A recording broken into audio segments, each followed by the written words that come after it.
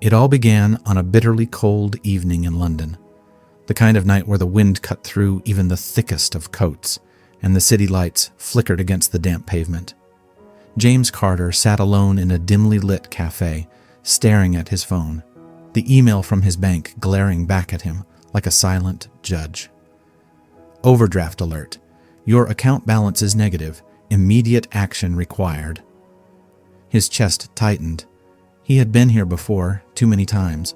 A once promising entrepreneur, James had poured everything into his tech startup, but after years of relentless effort, bad investments, and a few disastrous financial decisions, he was now drowning in debt. His friends had stopped taking his calls, his family had given up on his wild ambitions, and his landlord had sent a final eviction notice. "This isn't how it was supposed to be," James muttered, rubbing his temples. As he sipped his lukewarm coffee, his eyes wandered to the bookshelf in the corner of the cafe, cluttered with forgotten reads. One book stood out, its worn leather cover cracked with age, The Intelligent Investor by Benjamin Graham. He had heard of it before, but in the chaos of chasing quick money, he had never taken the time to read it. On impulse, he reached for it. A handwritten note on the inside cover caught his attention. "For those who have lost their way, let wisdom be your guide." He flipped through the pages, stopping at a passage. The intelligent investor is a realist who sells to optimists and buys from pessimists. A deep sigh escaped his lips. He had been the optimist, blindly chasing success without truly understanding money, investments, or risk. Now, he was the pessimist, fearful and desperate. Just as he was about to put the book down, an old man sitting nearby chuckled. "Ah, Graham's wisdom, life-changing if you let it be," the man said, taking a slow sip of his tea. James glanced up. The stranger, dressed in a simple wool coat, had a knowing look in his eyes. "Does it actually work?" James asked skeptically. The old man smiled. "It's not magic, but it's the closest thing to it. That book saved my life, lad. If you're willing to learn, it might just save yours." James hesitated, then nodded. He had nothing left to lose. Maybe this book could help him climb out of the hole he had dug himself into. James leaned forward, intrigued despite himself. "How did a book save your life?" he asked, flipping through the pages. The old man set his cup down gently, his eyes twinkling with a mix of nostalgia and wisdom. "Name's Richard," he said, extending a hand. James shook it, feeling the firm grip of someone who had seen both failure and success. Richard took a deep breath before speaking. "Many years ago, I was where you are now, broke, hopeless, and convinced that I had been dealt a bad hand in life. I had lost everything, my savings, my business. Even my wife left me because she couldn't take the stress of my financial failures. I thought I was done for." James felt a pang of recognition. He had never been married, but the weight of losing everything felt all too familiar. "What changed?" he asked, gripping the book tightly. Richard chuckled. "A friend of mine handed me The Intelligent Investor.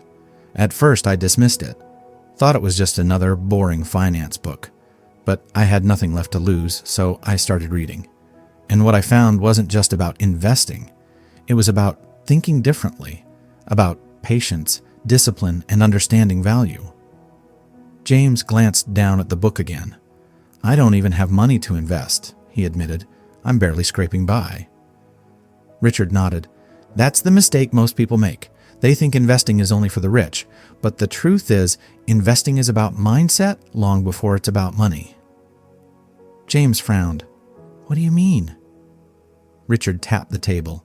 "Most people chase after the next big thing, cryptocurrency, stocks, startups, without ever understanding what they're actually buying. That's speculation, not investing. Graham teaches that the real key to wealth is knowing the difference." James thought back to his startup. He had poured all his money into risky ventures, believing that one big break would turn his life around. But he had never stopped to consider whether those investments were sound. He had been gambling, not investing. "So where do I start?" James asked. Richard smiled. "Start with understanding value. Graham talks about the concept of Mr. Market." Picture the stock market as a person, a moody, unpredictable guy who offers you a price for a stock every single day. Some days, he's overly optimistic and offers you a ridiculously high price. Other days, he's fearful and offers you a bargain. The intelligent investor doesn't follow his emotions. He makes decisions based on logic and facts. James absorbed the words, something clicking in his mind. So, you wait for the right opportunity instead of chasing every deal? Exactly, Richard said. Patience and discipline. That's what separates the rich from the broke. James sat back in his chair, staring at the book in his hands. Maybe this was the knowledge he had been missing all along. James tapped his fingers against the worn wooden table, his mind racing. He had spent years chasing quick money, but for the first time, he was seeing things differently. So, let's say I start thinking like an investor. What do I actually do? He asked, flipping through the pages of The Intelligent Investor. Richard chuckled. Ah, the impatient mind. You remind me of myself when I first started. The first lesson, lad, is to slow down. Investing isn't about making a quick buck. It's about making the right decisions, consistently, over time. James sighed. That sounds great and all, but I don't exactly have time. My landlord is breathing down my neck. I need results, fast. Richard studied him for a moment before responding. Let me ask you something. How much money have you lost in the past 5 years? James hesitated. He had never actually added it all up. I don't know. Maybe $100,000. More? Richard nodded knowingly. And how much of that loss came from chasing quick money? James swallowed hard. He didn't need to answer. The number was painfully clear in his mind. Failed business ventures, bad stock picks, impulsive crypto buys. He had burned through a fortune, all because he had been desperate for fast results. You see, Richard continued, you've already paid the price of a financial education. The question is, are you finally ready to learn? James looked down at the book, the words blurring as emotions welled up inside him. He had spent years making the same mistakes over and over again. Maybe it was time to try something new. All right, he said finally. I'm ready. Richard smiled. Good. Then let's start with the basics. First, you need to understand Graham's most important rule, the margin of safety. James flipped through the book, stopping at a passage Richard pointed to. The margin of safety is always dependent on the price paid. It is available in investment only when it is purchased at a bargain price and not at the fair or inflated price. James frowned. So it's about buying things when they're undervalued. Exactly, Richard said. Most people buy stocks when they're hyped up at their peak prices. The intelligent investor waits until a company is undervalued, when the price is lower than its actual worth. That's how you protect yourself from big losses. James nodded slowly. So, instead of chasing the next big thing, I should be looking for undervalued investments. Richard grinned. Now you're thinking like an investor. For the first time in years, James felt something unfamiliar. Hope. James leaned back in his chair, rubbing his temples.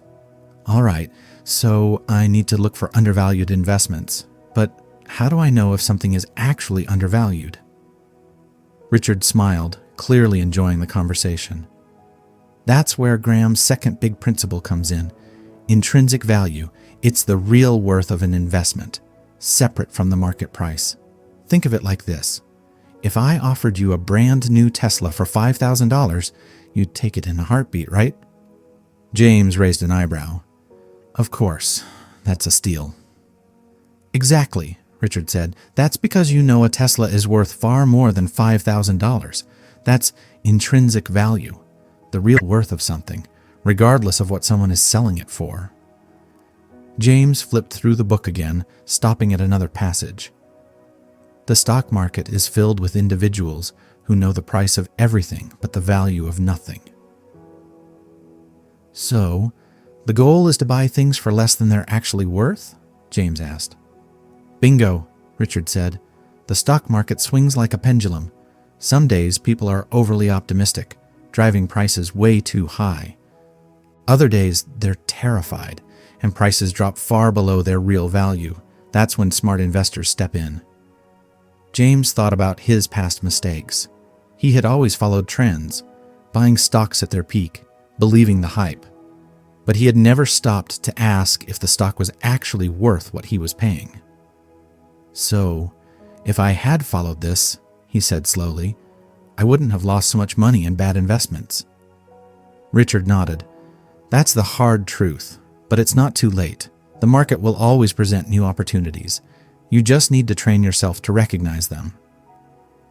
James exhaled sharply, feeling both frustrated and relieved.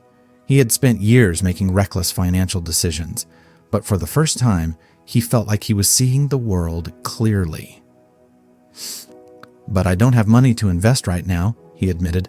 What's the point of learning all this if I'm completely broke? Richard chuckled. That's the best time to learn, my friend. Most people start investing after they've already made money, but by then they don't know what they're doing. If you start now, you'll be ready when the time comes. James tapped the table absent-mindedly. So, what do I do in the meantime? Richard took a sip of his tea before answering. You change the way you think about money. Right now, you're in survival mode. Every dollar you make disappears because you're always playing catch-up. If you want to escape that cycle, you need to start saving, no matter how little. James scoffed. Save what? I can barely afford rent. Richard leaned in. Even $5. 10. The habit is more important than the amount. It's about changing your mindset. If you can't save when you're broke, you won't save when you're rich. James stared at him, realization dawning. Maybe his problem had never been money. Maybe it had always been his mindset. James sat in silence, turning Richard's words over in his mind. If you can't save when you're broke, you won't save when you're rich. It was a simple idea, yet it hit him harder than anything he had heard before. He had always assumed that his problem was not having enough money. But now, for the first time, he wondered, had he been the problem all along? Richard leaned back, giving James time to process. Then, after a moment, he spoke again. You know, Graham also talks about two kinds of investors, the defensive investor and the enterprising investor. Which one do you think you are? James frowned. I don't know. What's the difference? Well, Richard said, the defensive investor is someone who wants to grow their wealth slowly and steadily with minimal risk. They don't chase high returns. They just focus on safe, solid investments.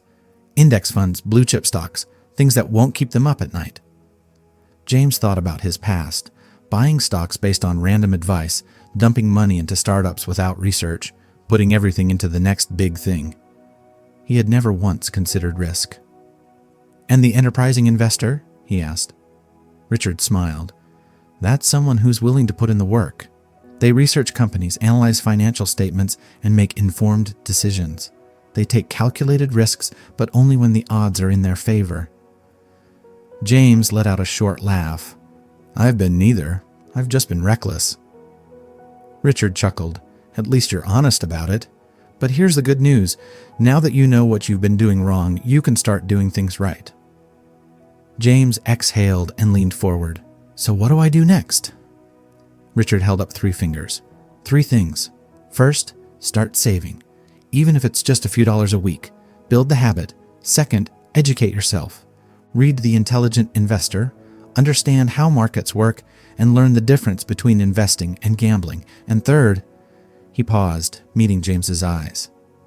Change the way you see money. It's not about making a quick buck. It's about building something that lasts.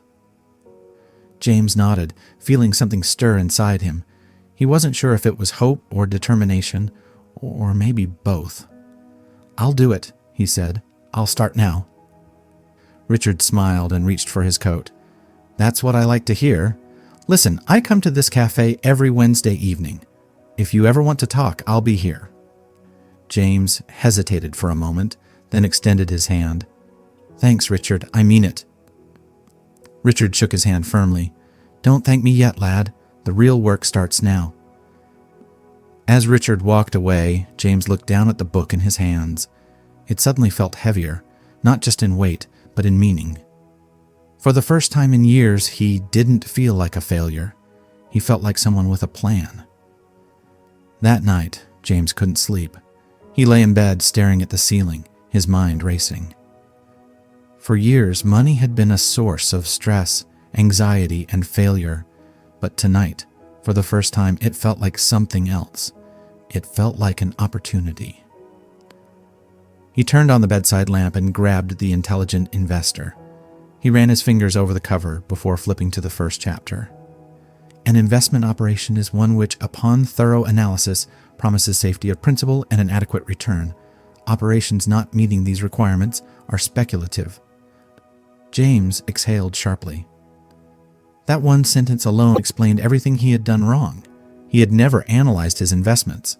He had chased promises of wealth without questioning if they were real. Shaking his head, he pulled out an old notebook from his desk and wrote down 3 words at the top of a fresh page. No more gambling. The next morning, James made his first real financial decision. Instead of buying his usual expensive latte from the cafe, he brewed a cup at home. Instead of ordering takeout for lunch, he cooked pasta with the last of his groceries. It was small, almost laughable, but it was a start. Later that day, he sat in front of his laptop and opened his bank account. The numbers were painful to look at. His balance was still in the negative, but this time he didn't feel helpless. He went through his transactions line by line, highlighting unnecessary expenses, monthly subscriptions he had forgotten about, unused memberships, late fees from bills he had neglected. He had been bleeding money without even realizing it. By the end of the day, he had canceled 3 subscriptions and set up automatic payments for his bills to avoid future late fees. It wasn't much, but it was progress. That evening, as he sat in his tiny apartment, he thought about Richard's words. Save, learn, change. He grabbed The Intelligent Investor again and kept reading. The next chapter talked about the concept of Mr. Market, an imaginary investor who was moody, unpredictable, and constantly offering to buy or sell stocks at ridiculous prices. The intelligent investor is a realist who sells to optimists and buys from pessimists. James smirked. He had been an optimist his whole life, buying when prices were high, selling when fear took over. He had been playing the game exactly backward. He jotted down another note in his notebook. Don't listen to Mr. Market. As the days passed, James kept making small but meaningful changes. He started a separate savings account and transferred just $5 into it. It felt insignificant, but it wasn't about the amount.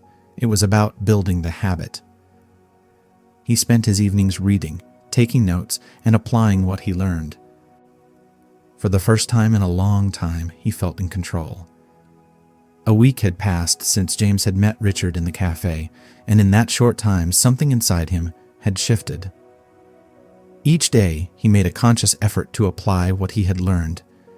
He wasn't making reckless decisions anymore. He wasn't desperately looking for ways to get rich quick. Instead, he was building, slowly, intentionally. One evening, after finishing another chapter of The Intelligent Investor, James felt an urge to talk to Richard again. He checked the time, 6:45 p.m. If Richard kept his usual schedule, he'd be at the cafe right now. Without hesitation, James grabbed his coat and headed out into the cold London night.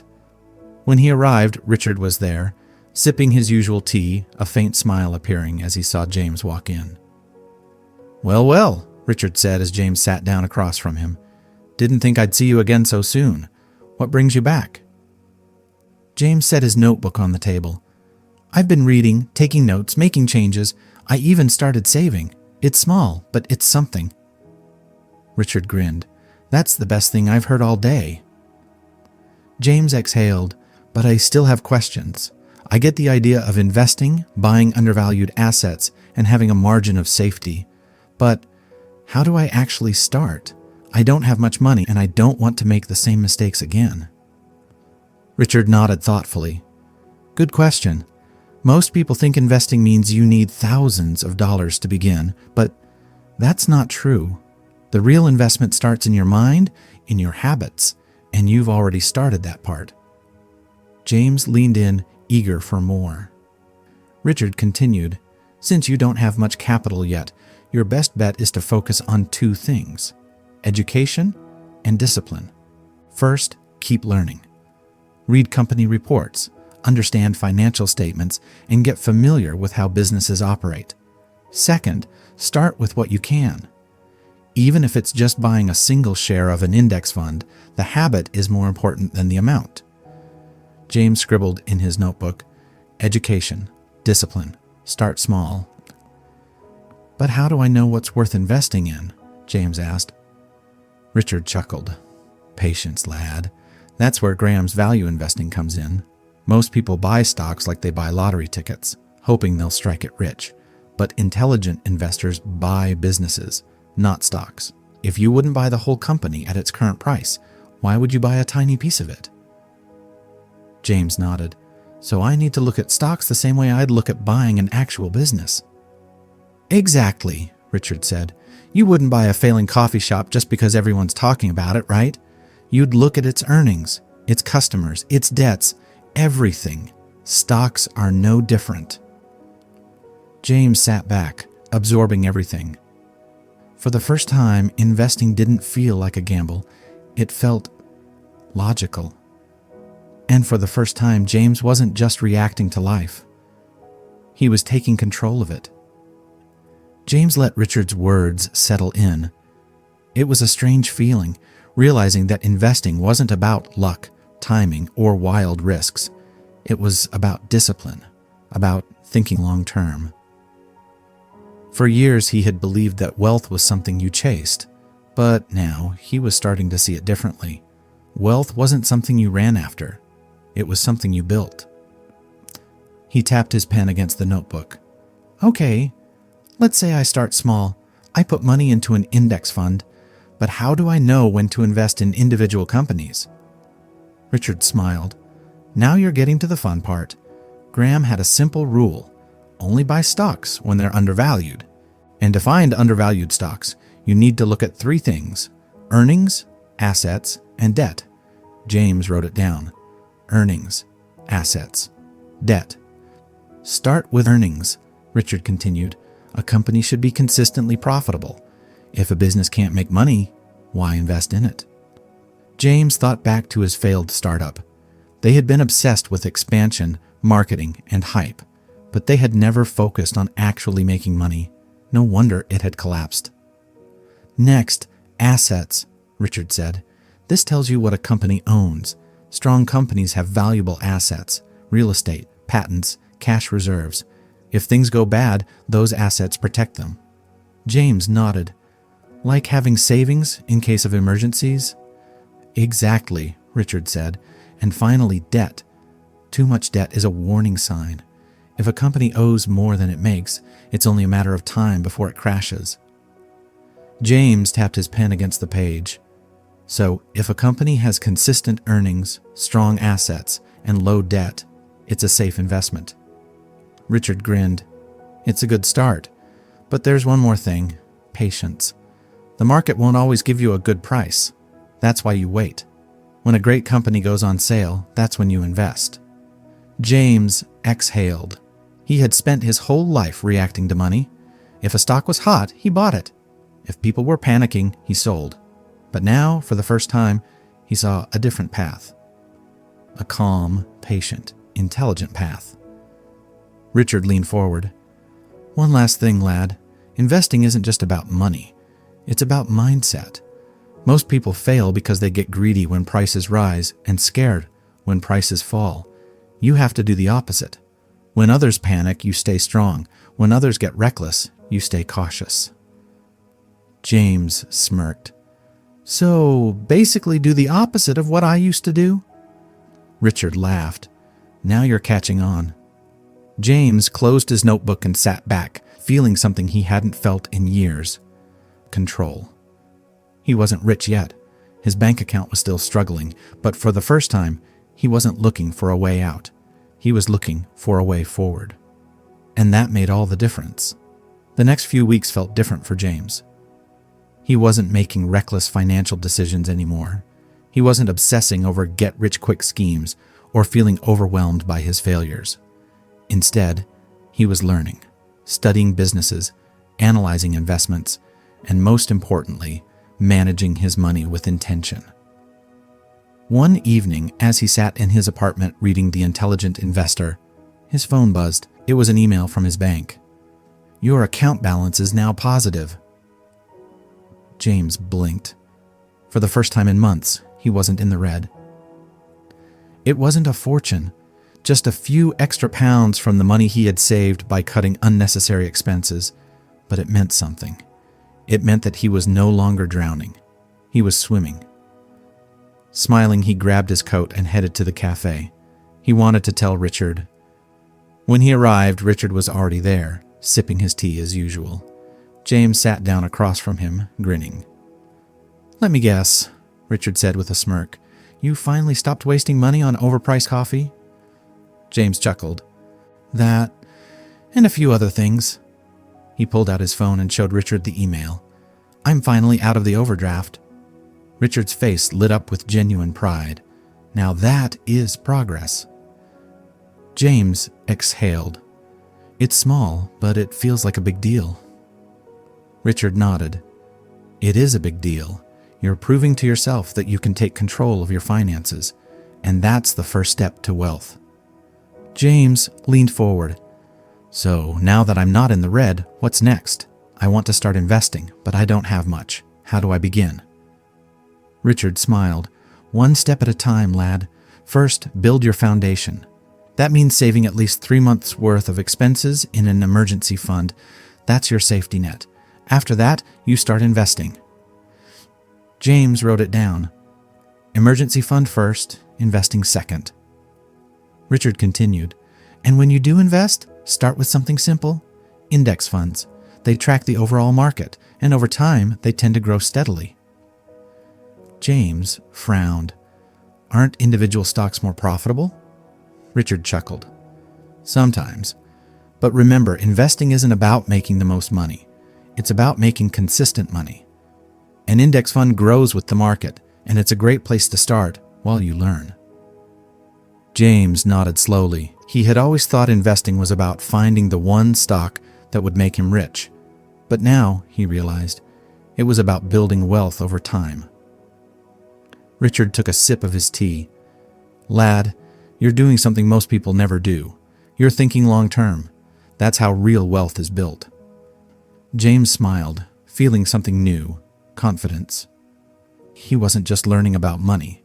He was learning about himself. And for the first time, he knew he was on the right path. Over the next few months, James followed Richard's advice religiously. He built his emergency fund, saving a small percentage of his income every week. At first, it felt frustrating. His old instincts wanted to chase quick money, but he resisted. Instead of falling for hype, he focused on consistency. With his savings in place, he made his first real investment, a small amount in an index fund. It wasn't flashy, and it didn't promise overnight riches, but he understood something now. Slow and steady wins the race.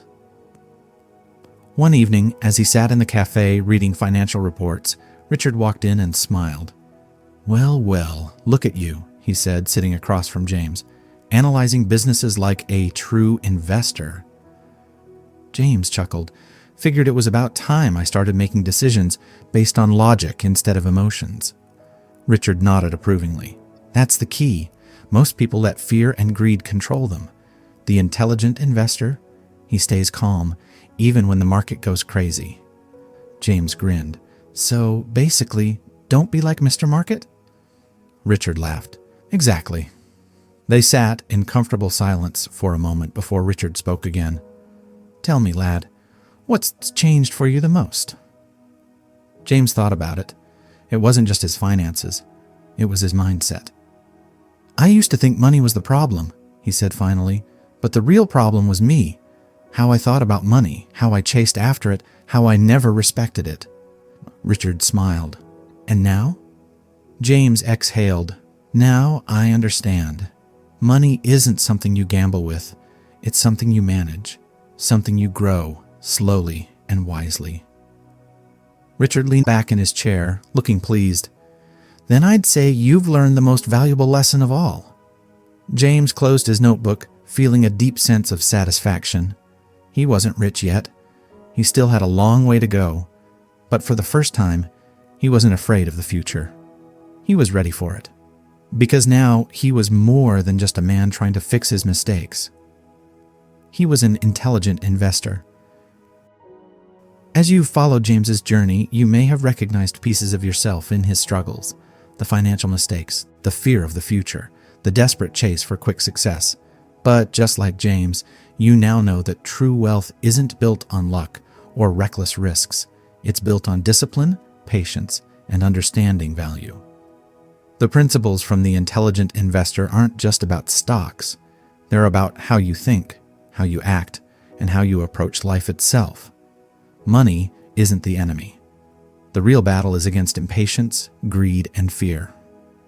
So take control, start small, build smart habits, because you don't need to be rich to start investing, but you need to start investing to become rich.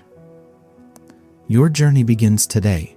Stay patient, stay wise, and remember, true wealth is built, not chased. Now, what's the first step you will take?